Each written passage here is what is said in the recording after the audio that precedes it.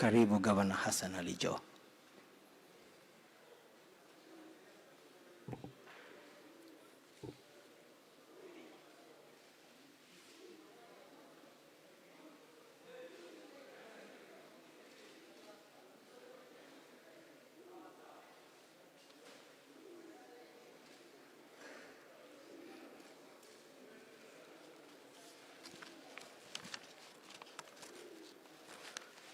Gavana akielezewa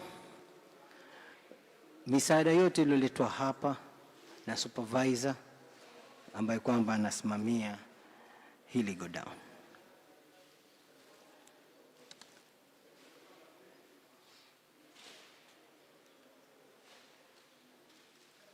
Pale tunaona magunia ya mchele yaloletwa, magunia ya sukari, mabandali ya unga wa ngano na mabandali ya unga wa sima, yote yakiwa ndani ya go down hii.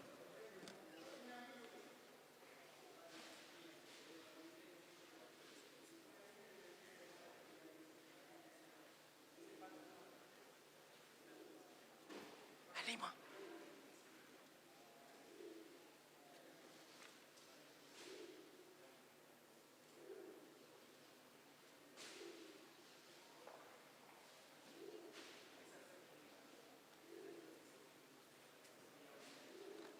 Na hapo anaonyeshwa mifuko ya kufungia na pamoja na vitu vilivyoweza kuletwa na watu mbalimbali kutoka jimbo letu la Mombasa ili kusaidia katika janga hili.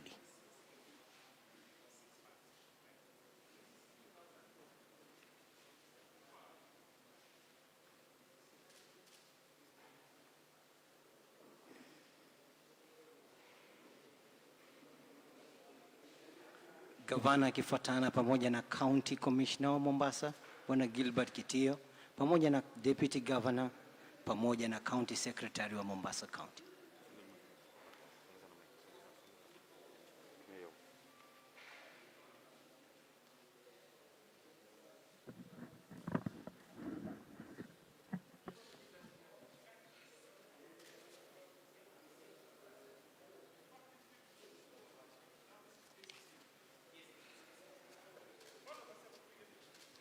Na hapo akitizama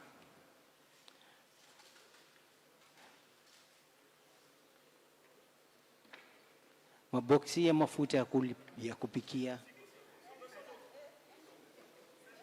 yaloletwa kwa hisani na Kenya Commercial Bank.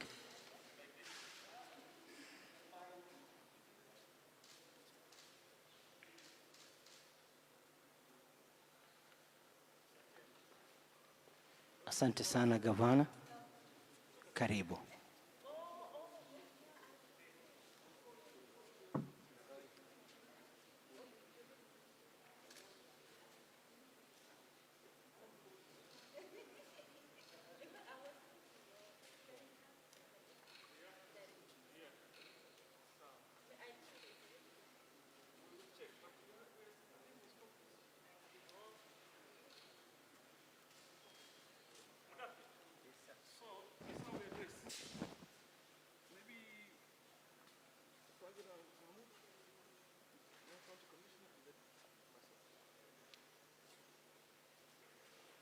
Mahmoud Nur, Chairman wa Red Cross, karibu. County Commissioner, upande utafadhali. Hapo. Yako, yes. Bwana County Commissioner, na kuomba upande kulia wa Governor. Good afternoon, ladies and gentlemen. I think for us, also on behalf of the committee and probably Mombasa County, we want to thank KCB, but maybe I just want to touch on issues that which we will be spearheading, and that is the distribution and identifying of recipients, because we've had a couple of people complaining and saying their names that are being circulated. For me is to assure you that we will consider all vulnerable people, regardless of who is giving us the list, Politicians are part of it, civil society are part of it, women groups are part of it, and also churches and mosques will be part of it. So for us is to assure you this is driven by the private sector, but led by His Excellency the Governor and the County Commissioner, and we will reach the vulnerable. Thank you. Thank you. I'll give very few remarks. First of all, I want to thank all the well-wishers who have come forward to assist us. Secondly, this is an initiative of the Governor of Mombasa, Hassan Ali Joho, but it's a multi-agency sort of thing, because we have the private sector, which is spearheading the whole program in terms of mobilization, and even when it comes to the distribution of the food, the Kenya Red Cross will take a lead agent, but we'll also be having other agencies, including our own administrators at the local level. So some people should not misconstrue that this is a purely county government issue. It's a multi-agency issue. And we want to call upon any person, any well-wisher who still wants to assist, to come forward and to assist us. We also appeal to our other political leaders and others to come forward.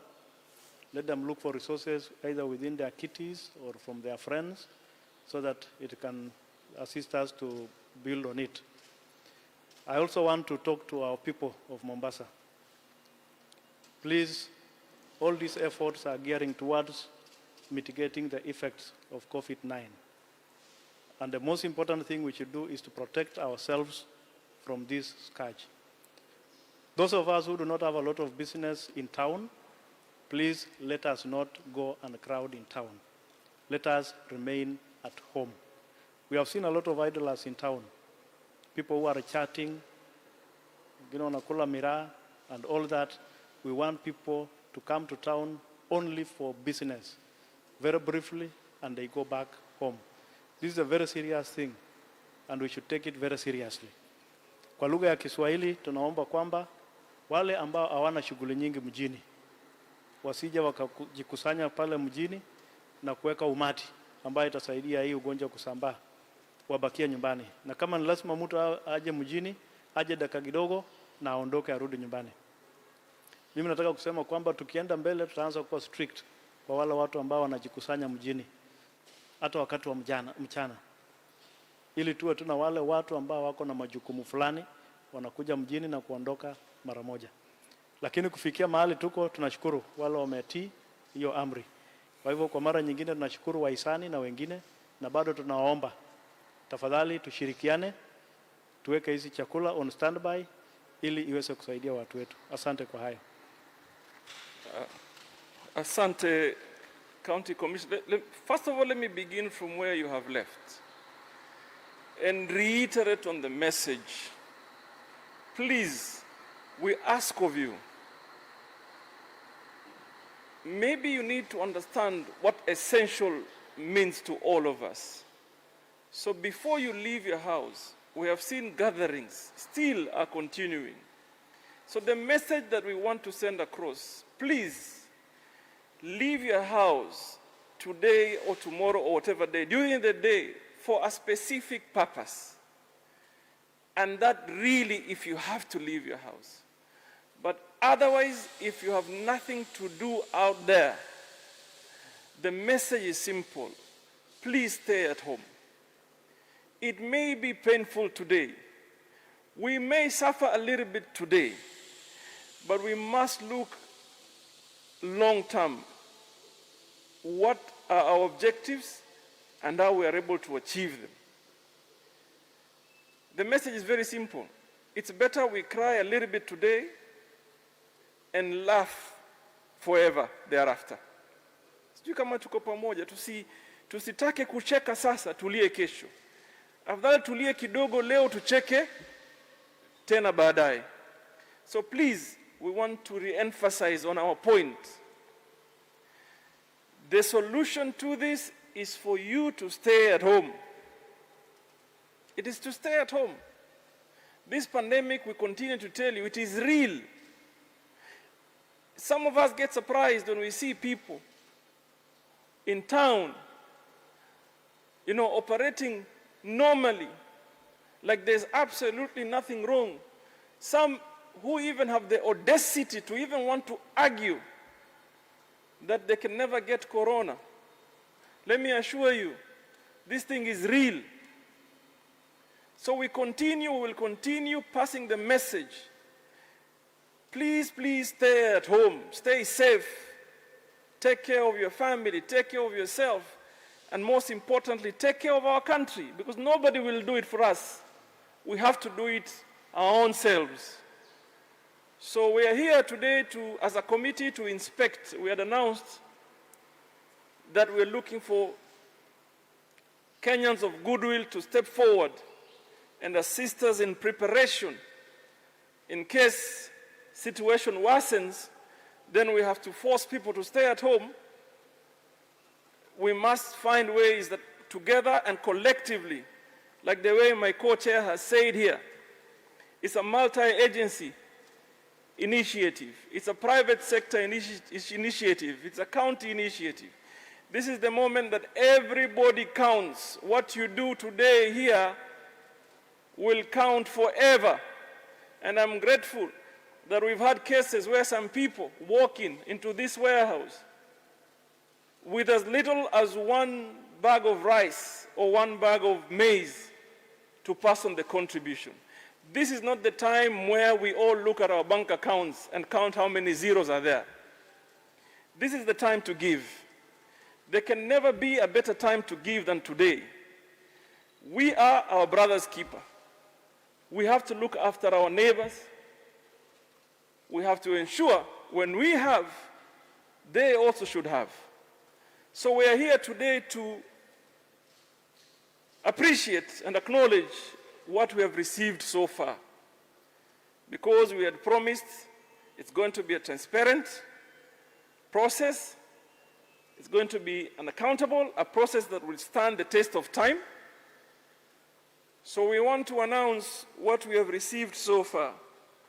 And like we have said, I personally want to lead from the front.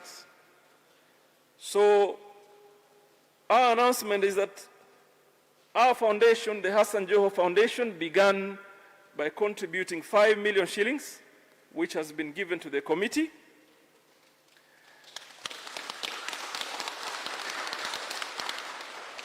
We want to thank Kipevu ICD facility, where we are hosted today, Mr. Mahesh Patel, for allowing us to use this facility and his personnel at no cost.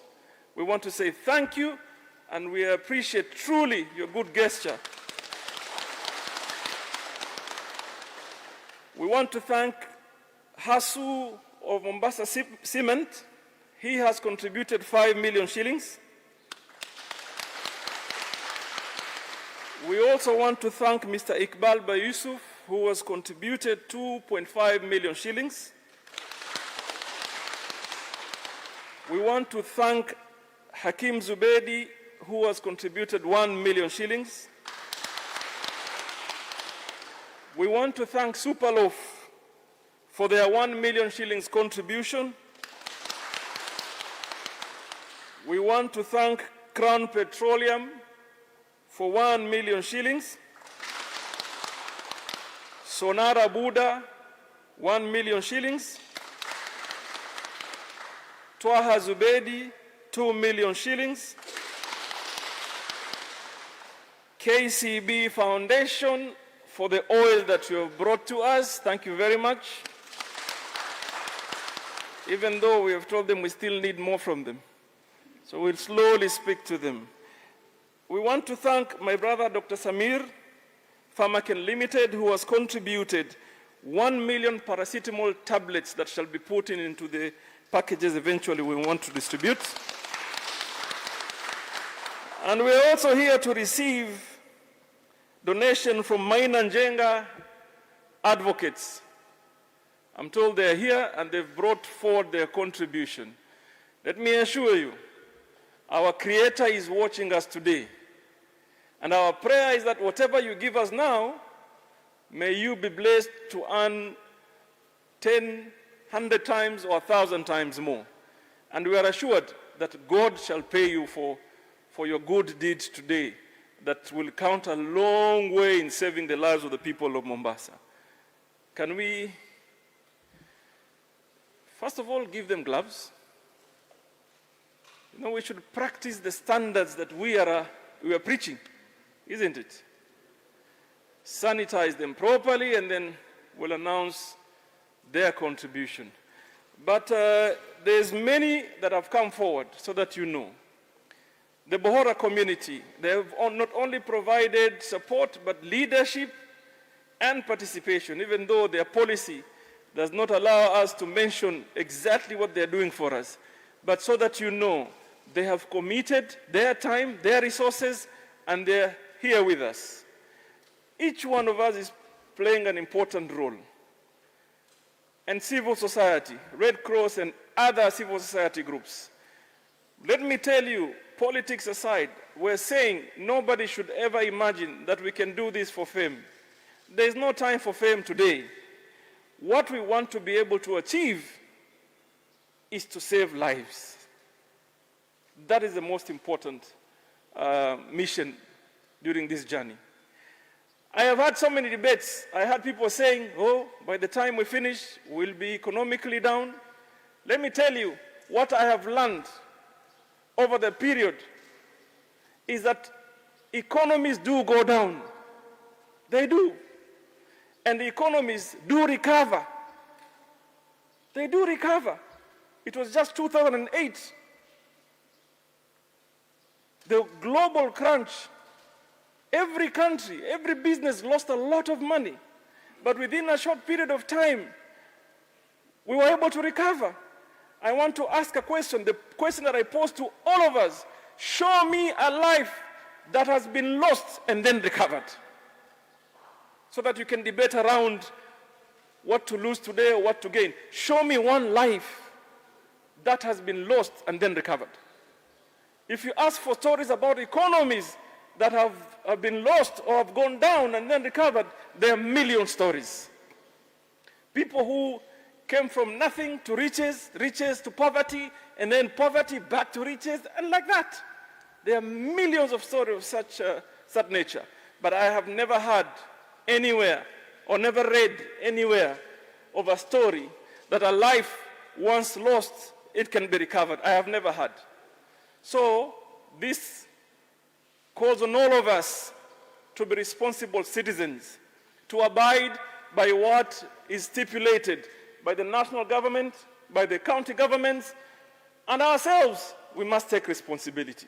So today we are here as a result of the initiative we had launched earlier, and it's starting to take shape. We are humbly appealing. Humanity knows no boundary, no limitations. So whatever you can, even if you were to bring half a kilo of maize, these doors shall be open for you, and we shall appreciate it. Because that half a kilo of maize can save a life. So tumekubaliana. So yangu ni hayo, nataka nipokee pledge ya ndugu zangu hawa. No. Thank you very much. Yeah. Yes. Very good. Asante. Asante. So we have a pledge from Mwangi Njenga and Company Advocates of 3 million shillings. My God bless you. Na niwaambie, tunawaangalia, ule ungwana wenu tunawaangalia. And then after this, we'll make it our business, even as a county, to do all that we can to ensure we put you back on track kibiashara. Tutafanya kazi pamoja. So, kwa ufupi ningependa kuwaambia ndugu zangu wa Kenya. Nimeona kwamba there is tendency, watu wanazungumza sana wakisema, oh, uchumi utaisha, oh, lazima tujitafutie. Wengine wanasema sisi lazima tutoke tukaangalia. We understand you. Lakini nataka niwaambie ujumbe mmoja leo. Uchumi unaenda chini, kawaida, kimaisha. Unapata leo, unakosa kesho. Unaweza kuumia kiuchumi leo na kesho Mungu akuletee baraka urudi tena uenuke. Sijawahi kusikia mtu akisema maisha yakipotezwa leo kesho yanaweza kurudi. Hiyo ndio ukweli. So tunawaambia wale ndugu zetu ambaye mpaka leo hawajaelewa, eleweni hii kitu ni cha kikweli, kiko milangoni kwetu. Tusipojichunga ama tukalia leo tucheke kesho, tutalia forever. Ni afadhali tulie kidogo leo na tucheke kesho, na tucheke kwa muda mrefu. So it may be painful today, and even in life what we have learned over the period, nothing comes easily. It may be painful today. So it's important we learn how to persevere the situation so that we have a better and a brighter and a healthier nation going forward. So that all of us collectively at some point tuje tuseme tumaunganisha na tunasonga mbele, sivyo? So sitaki kuendelea zaidi hapa, niseme asanteni. Mwenyezi Mungu awalinde, Mungu awabariki. God bless you. Thank you very much.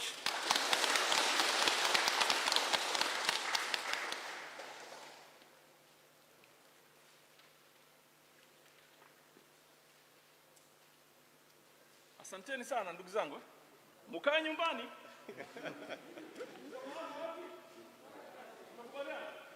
Wanakubali